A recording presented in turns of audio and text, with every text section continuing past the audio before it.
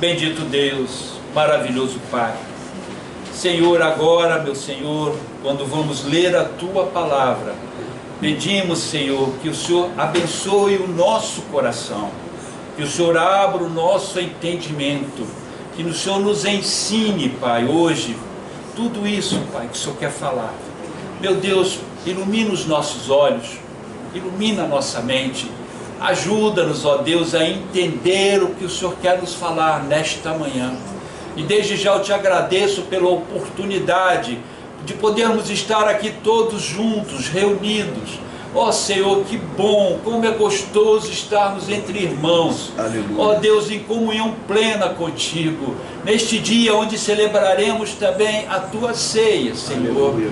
Ó meu Pai amado, ajuda-nos nesta caminhada, a trilhar os Teus caminhos, a fazer a Tua vontade, a termos um coração obediente a Ti, Aleluia, como cantamos aqui agora.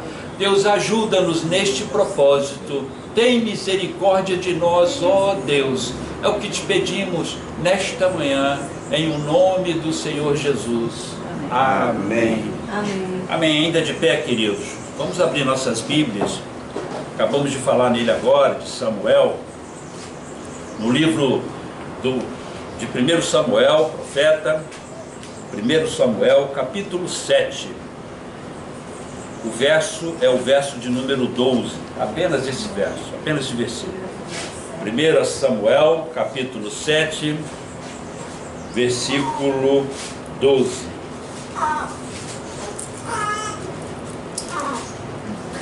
Bem, todos acharam? Vamos ler o que diz a santa palavra de Deus. Diz assim, versículo 12 de 1 Samuel, capítulo 7. Então tomou Samuel uma pedra e a pôs entre Mispa e Sem, e chamou-lhe Ebenezer, e disse: até aqui nos ajudou o Senhor. Glória a Jesus. Podemos sentar, meus queridos.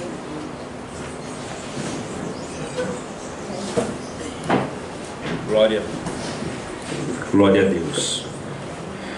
Bom, irmãos, um texto clássico, né? Um texto clássico. E na maioria das mensagens que são pregadas pelo mundo todo. Mas o bom da Bíblia é que você pode pregar 1 milhão de vezes, 1 bilhão de vezes o mesmo texto e você vai ter 1 bilhão de mensagens diferentes.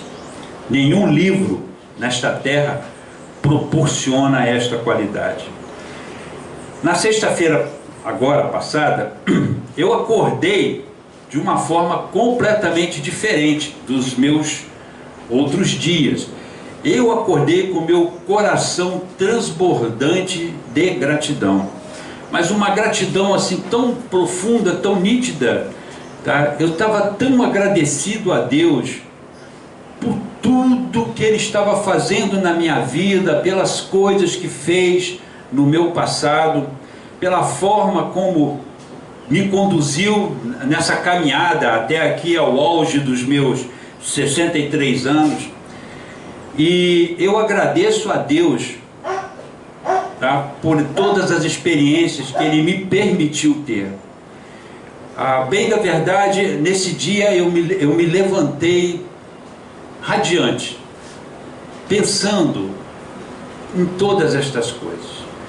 E aí Deus me levou a esse texto de 1 Samuel, e começou a ministrar o meu coração, né? Como é que é isso? Samuel chega diante de todo o povo, de toda a nação de Israel, depois de um evento que nós vamos falar sobre ele, e pronuncia essas palavras célebres que ficaram marcadas durante todos estes séculos. Até aqui nos ajudou o Senhor. E esta reflexão, tá, que não vai ser demorada hoje, ela vai ser rápida, me levou a duas perguntas.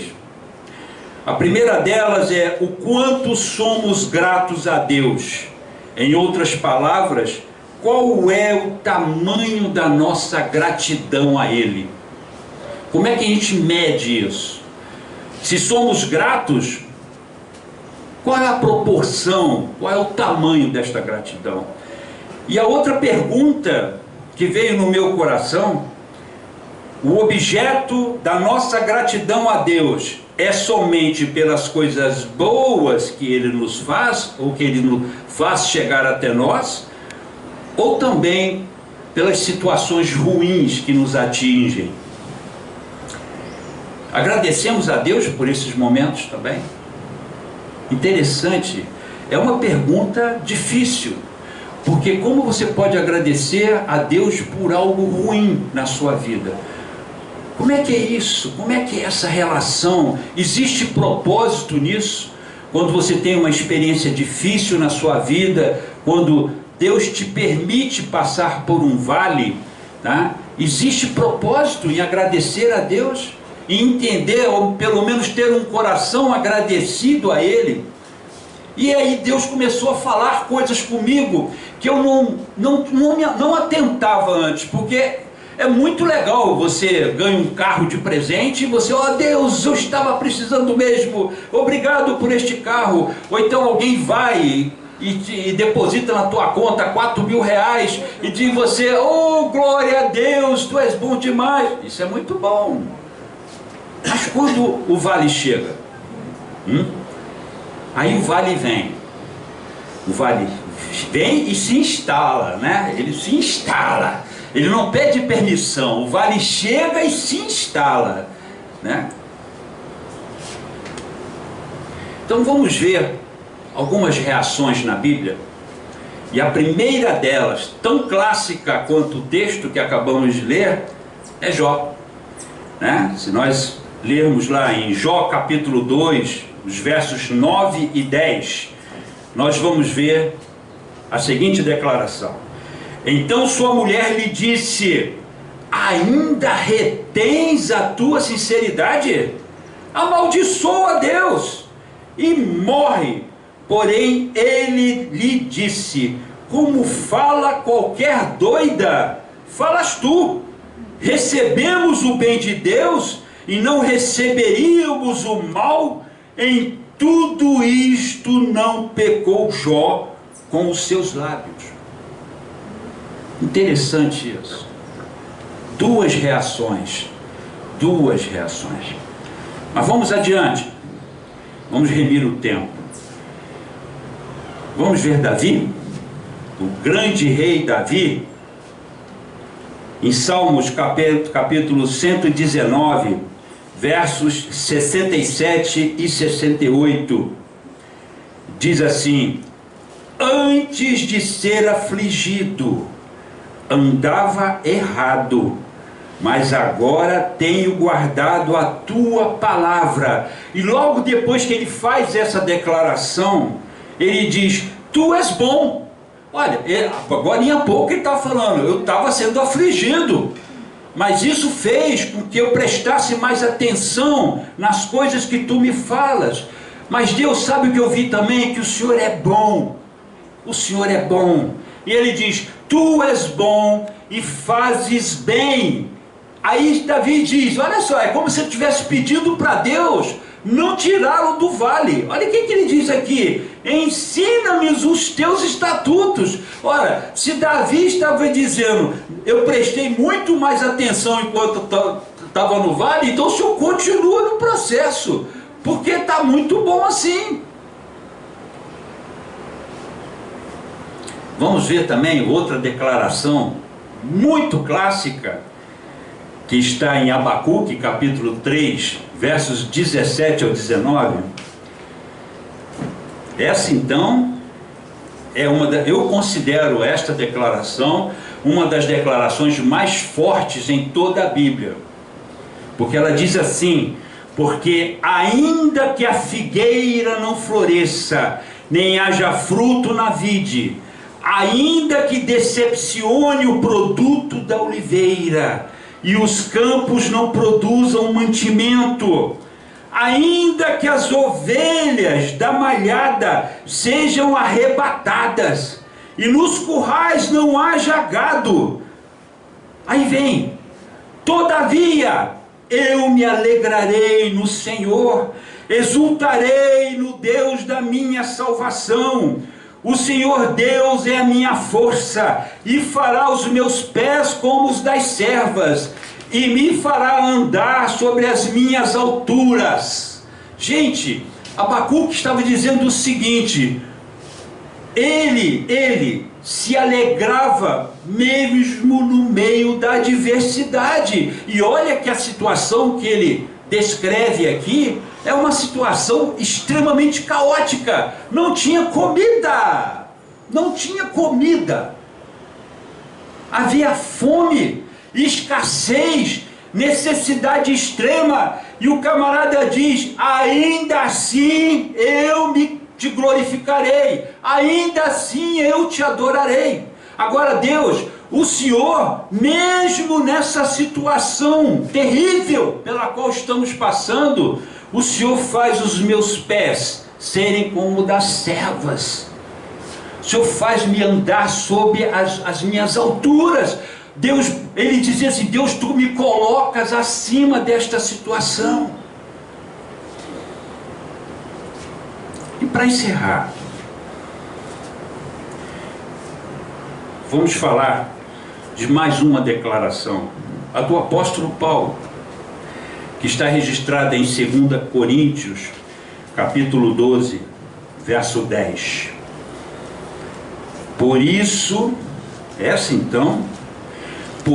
sinto prazer nas fraquezas, nas injúrias, nas necessidades, nas perseguições, nas angústias, por amor de Cristo, porque quando estou fraco, então sou forte.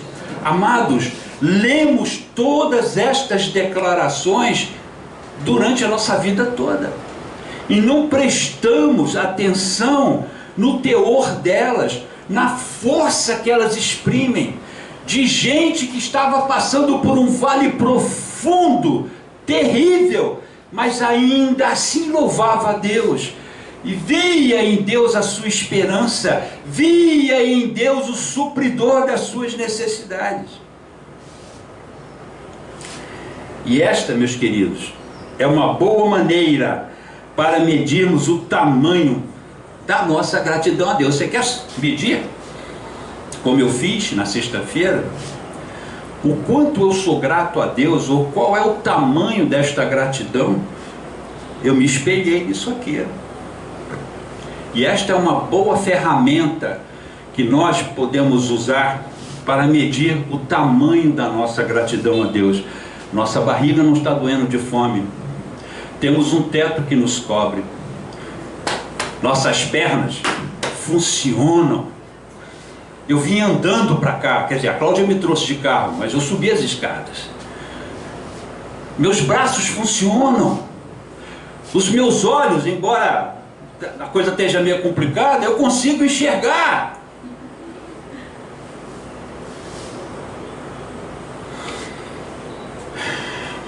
Às vezes é necessário que Deus permita que venha sobre nós a adversidade para saber o que está dentro do nosso coração. E muitas das vezes o vale se instaura dentro da nossa casa, na nossa vida, porque Deus quer mostrar isso dentro do seu coração. O quanto você é grato a Ele, o quanto eu sou grato a Deus. No Deuteronômio, capítulo 8, verso 2, nós vemos este princípio estabelecido.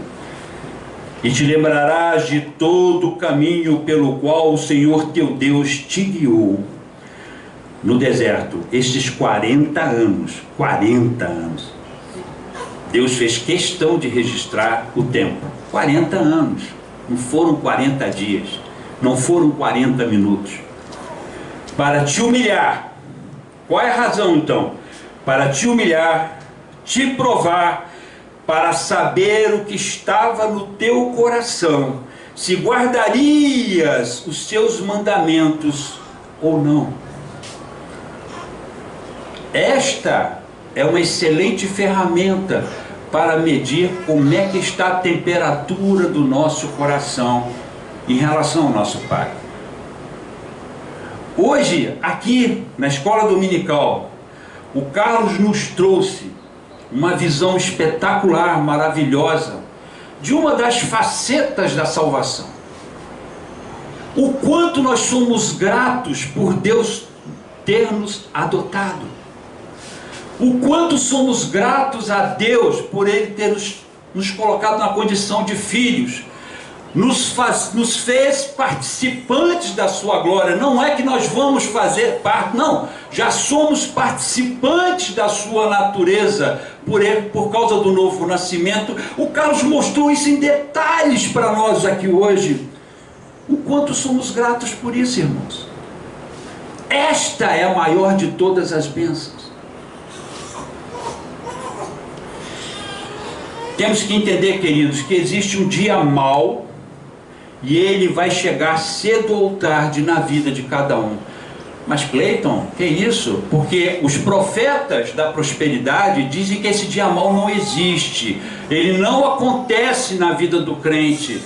Os crentes da teologia do contentamento, que pregam que nós estamos andando nas nuvens, que estamos dentro de uma redoma protetora de aço e que nada vai nos atingir, nada vai acontecer com a gente. Eles defendem essa ideia, porém a Bíblia declara nitidamente, claramente, que existe um dia mau. E onde está escrito isso? Está escrito em Efésios capítulo 6, no verso 13. Portanto, tomai a armadura de Deus, para que possais resistir no dia mau. No dia mau. E havendo feito tudo, ficar firmes. Ou seja, a Bíblia diz que existe um dia mau. E ela diz para a gente tomar a armadura de Deus, para que a gente se aproprie, se vista dessa armadura, para poder encarar esse dia.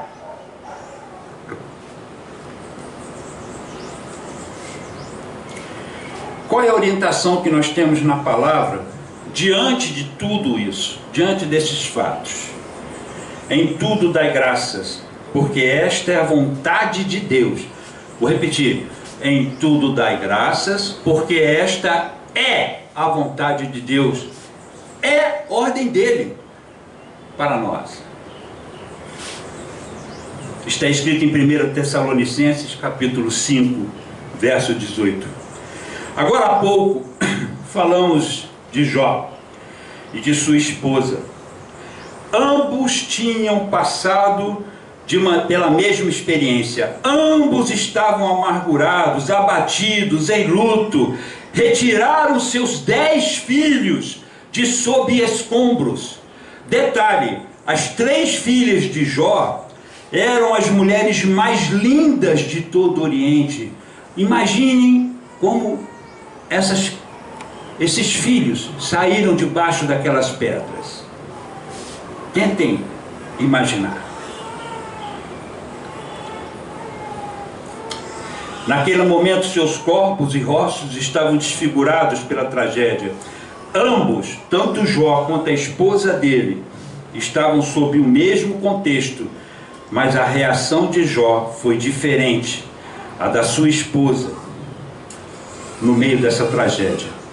Jó disse, está escrito em Jó capítulo 1, verso 21, e disse: nu saí do ventre da minha mãe, e nu tornarei para lá.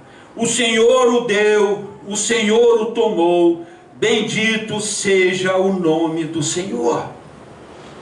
A mulher de Jó, ela teve uma reação totalmente contrária à que Jó teve.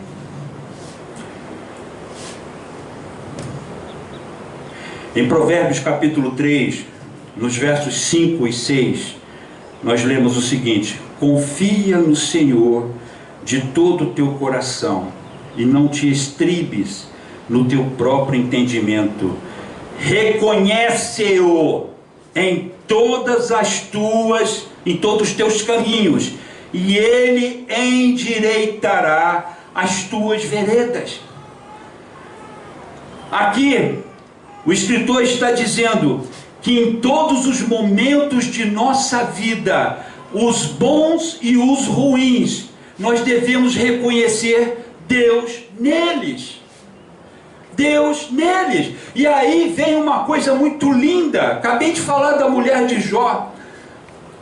Ela fez o que fez. Ela orientou o marido a amaldiçoar Deus e morrer. No entanto, do seu ventre nasceram outros 10 filhos. Deus entendeu aquela mulher, o seu momento de dor, de amargura. E embora ela tivesse falado tal coisa, Deus ainda a presenteou com outros 10 filhos.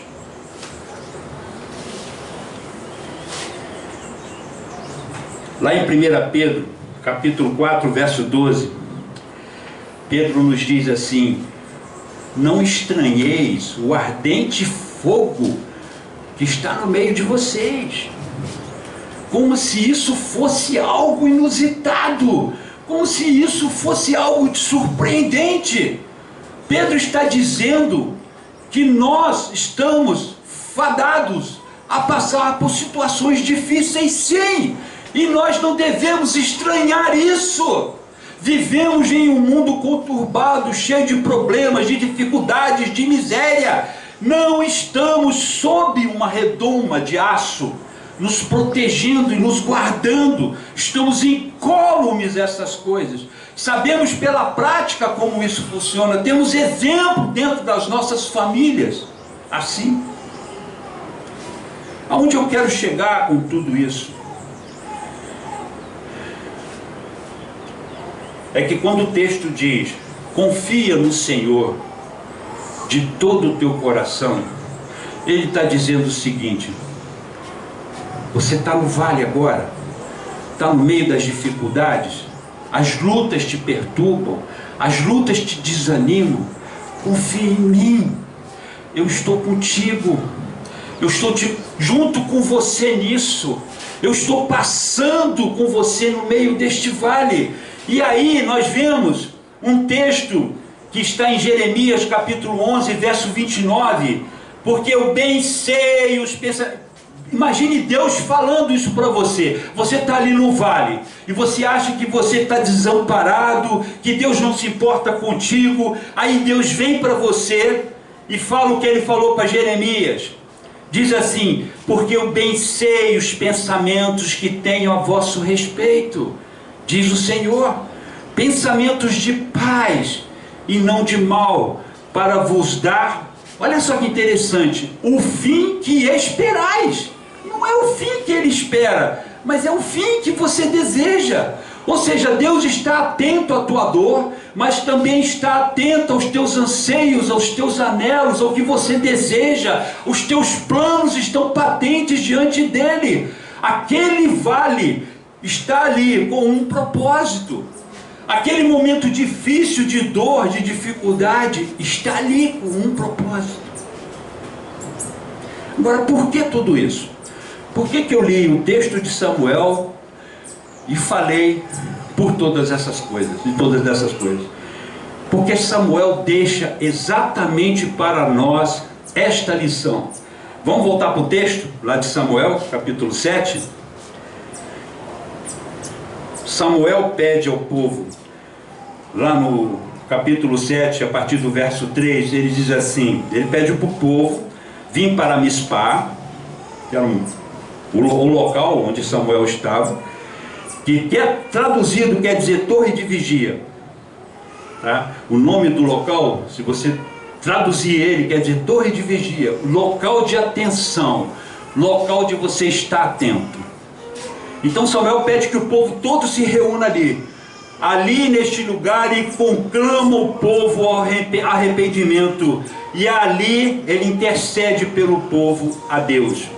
Então em 1 Samuel 7, capítulo 7, a partir do verso 3, diz assim: então falou Samuel a toda a casa de Israel, dizendo: se com todo o vosso coração vos converterdes ao Senhor, tirai dentre vós os deuses estranhos e os astarotes, e preparai o vosso coração ao Senhor, e servi a Ele só.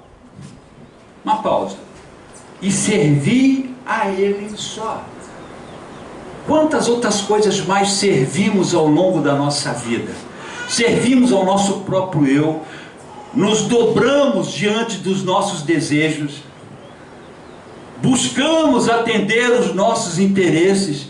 Aqui Samuel está dizendo assim: esquece isso um pouco, sirva a Deus agora, e Ele vos livrará das mãos dos filisteus. Versículo 4: então os filhos de Israel tiraram dentre si aos Baalaíns e aos Astarotes, e serviram só ao Senhor. Eles mudaram a atitude, eles reconheceram aquele local ali, Mispá, que é o local da atenção, o local de que você tem que estar vigiando.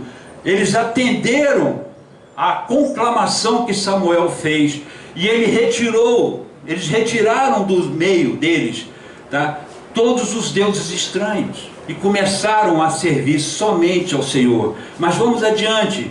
Disse mais Samuel: congregai a todo Israel em Mispá, e orarei por vós ao Senhor. Então, Mispá é um local de oração, é um local que você para e olha para Deus, e ali você se rende a Ele. Mispá significa isso. Continue acompanhando este raciocínio, por favor, que não é meu. Não é meu. Eles derramaram seus corações. Eles derramaram seus corações. Lá no versículo 6: e congregaram-se em Mispá. Olha só que coisa interessante. E tiraram a água e derramaram perante o Senhor. Gente, isso é um costume lindo.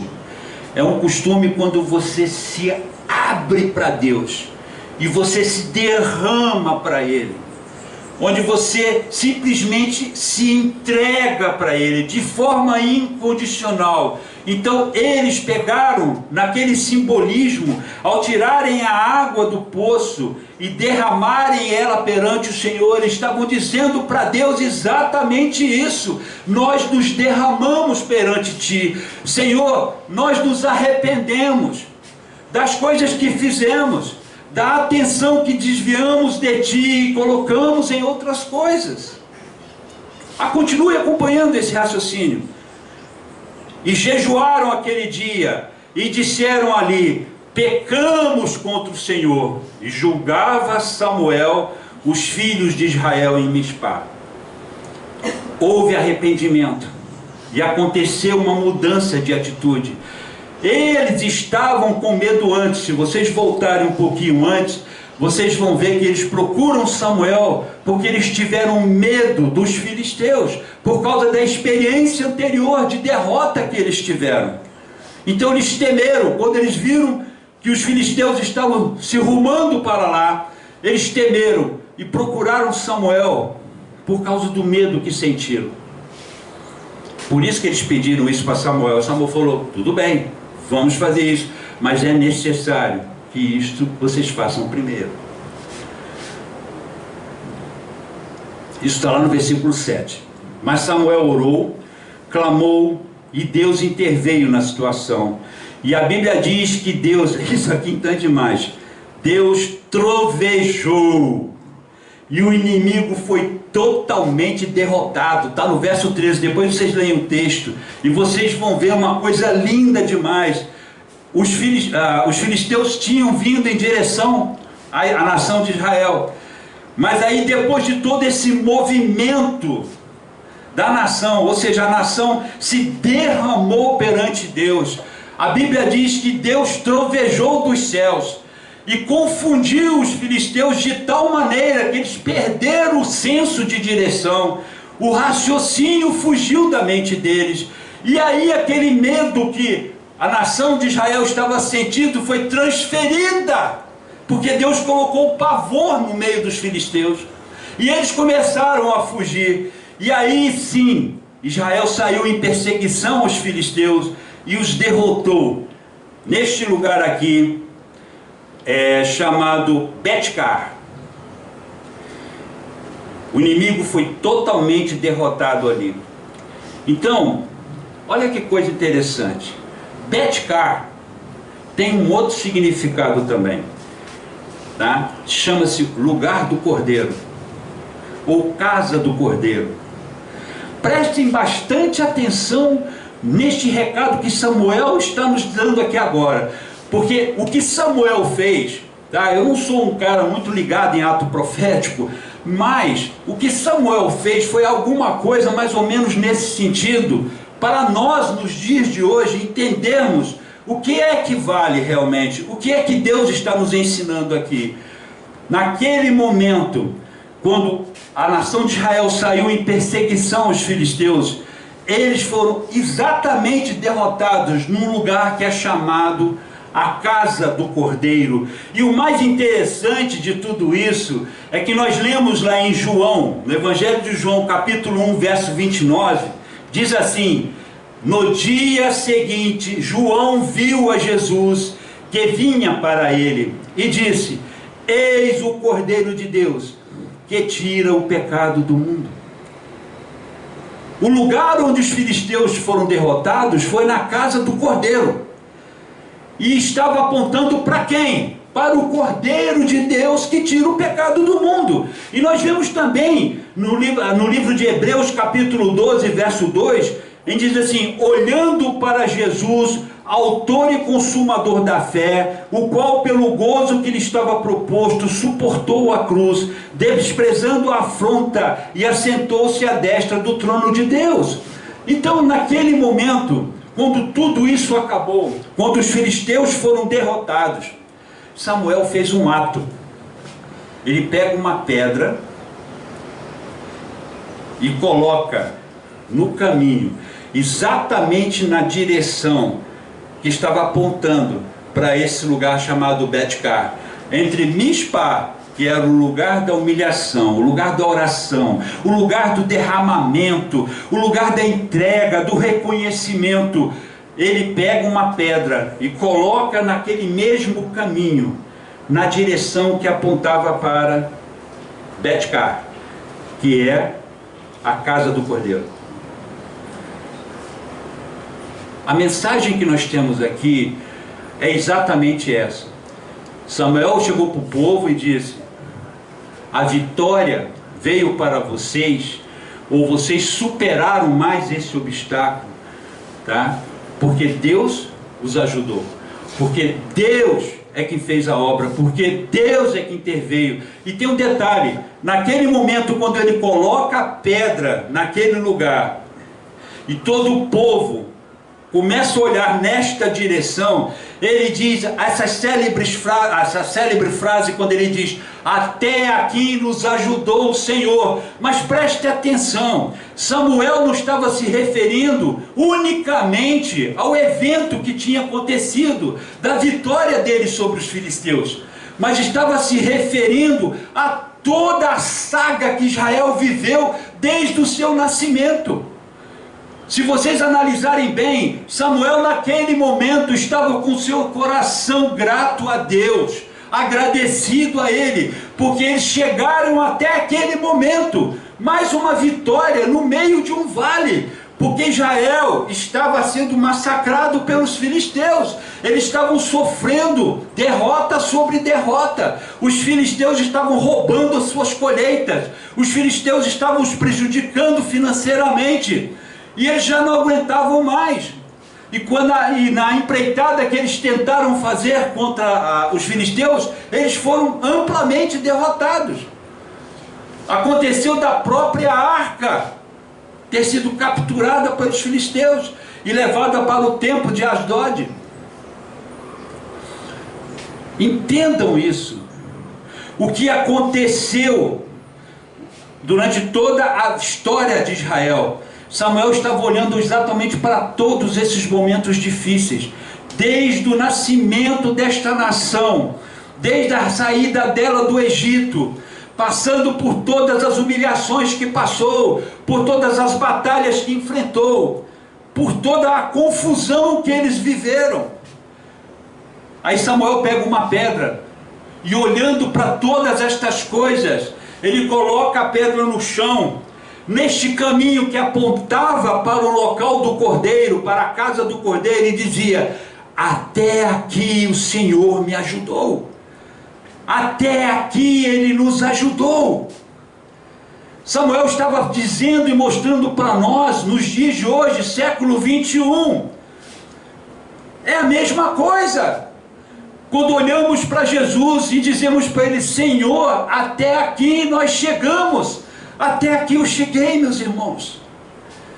Quantas coisas na minha vida, quantas coisas na vida de vocês. Eu não estou falando de acontecimentos desta semana, eu não estou falando dos últimos acontecimentos nas nossas vidas, eu estou falando da nossa vida toda, desde o dia em que nascemos e pelas coisas que passamos, as dificuldades e humilhações que enfrentamos, as necessidades que passamos. Samuel pega uma pedra e aponta para o local, a casa do cordeiro, e diz assim: Senhor, até aqui o Senhor me trouxe.